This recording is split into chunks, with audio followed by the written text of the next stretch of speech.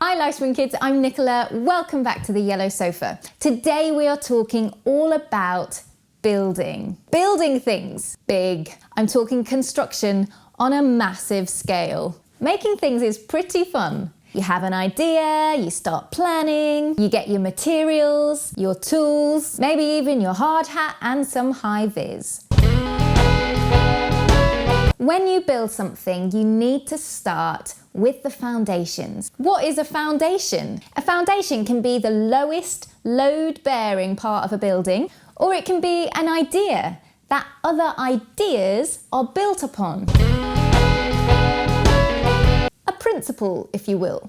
Did you know the tallest building in the world is in Dubai? It is 2,722 feet. To help you put that in perspective, that's 2,722 anteaters standing on top of each other.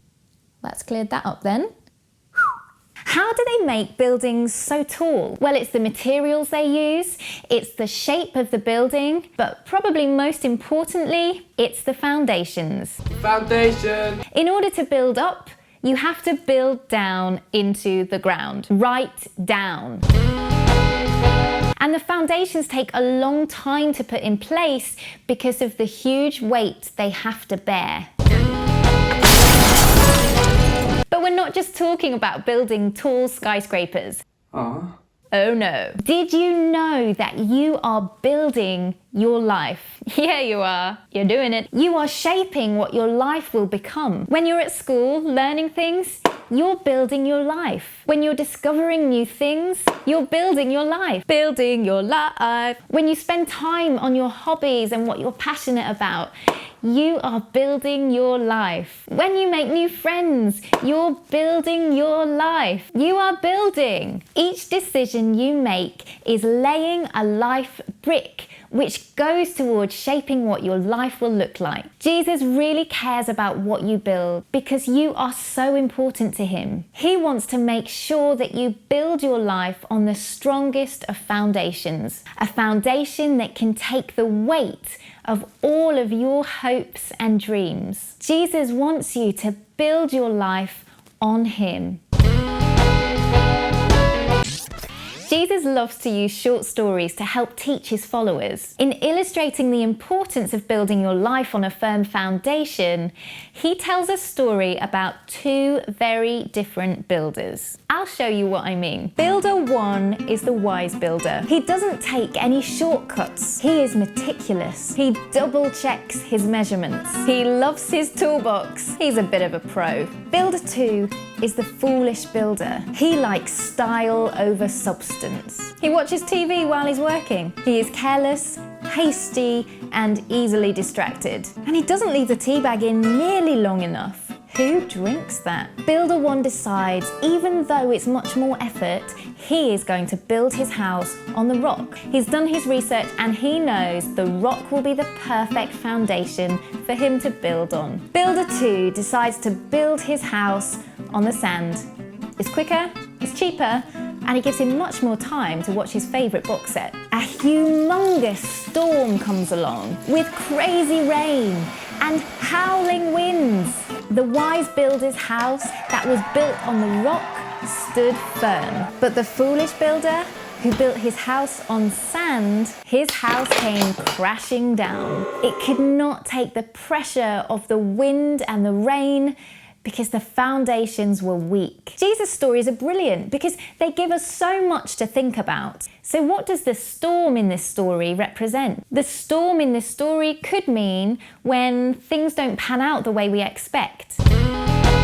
It could be hard times, or when you're feeling poorly, a tricky test at school, maybe when you're feeling sad. Why, even a global pandemic. These things can make you feel unsettled and anxious. They are the sorts of things that test how solid your faith is. If we have built our life well, does the storm blow down our house? Or does your house stay standing strong?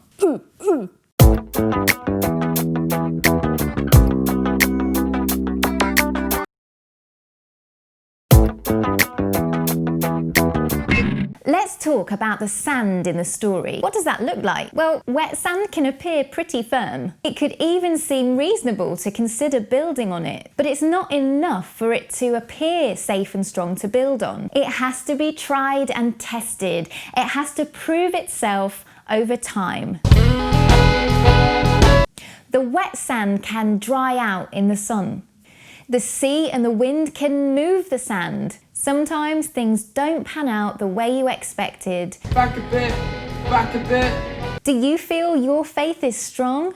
Or do you feel you change your mind and your feelings about it depending on the circumstances you find yourself in? Circumstances do change.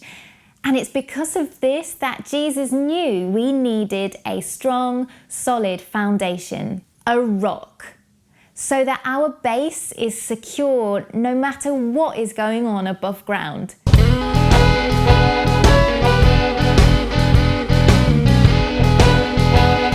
Jesus is strong. He does not get tired. He is always faithful. He never changes. You can depend on him.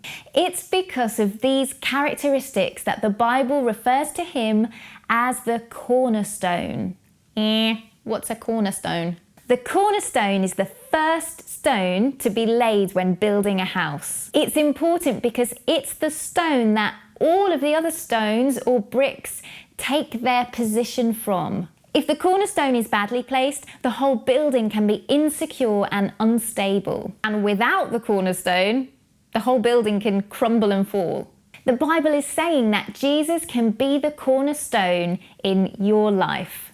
He can be the starting point for every decision you make. He can be the guidance for every life brick you lay. Every hope, every dream can be built upon the cornerstone that is Jesus. And what you build will be strong and true. Build your life and build it good. Family focus. For this week's family focus, you're going to need a lot of Lego or bricks or building blocks, something. Your challenge is to build the house that you live in. Maybe not quite to scale, but see how close you can get to the layout of your house. Once your Lego house is built, each member of your family can then write on a small piece of paper something they hope for their life, a dream, an aspiration, something they're working towards. Each dinner time, pull out one of the pieces of paper from your Lego house. Then as a family, you can pray for that dream. Pray that Jesus will be at the center of it and that it will be built on the firm foundation that is Jesus.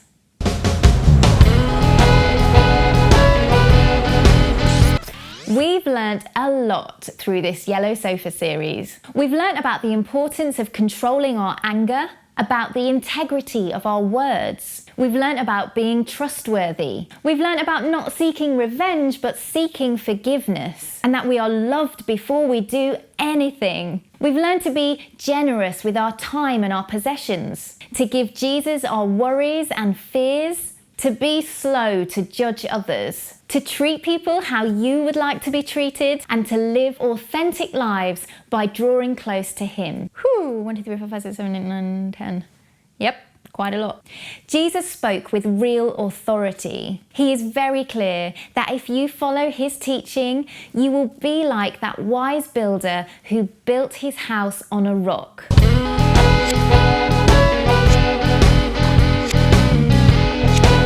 Building your lives on Jesus is you giving him your heart. It is you putting all your trust in him. It is believing that he is who he said he is and he will do what he said he will do. Giving your heart to Jesus isn't something that is visible to others.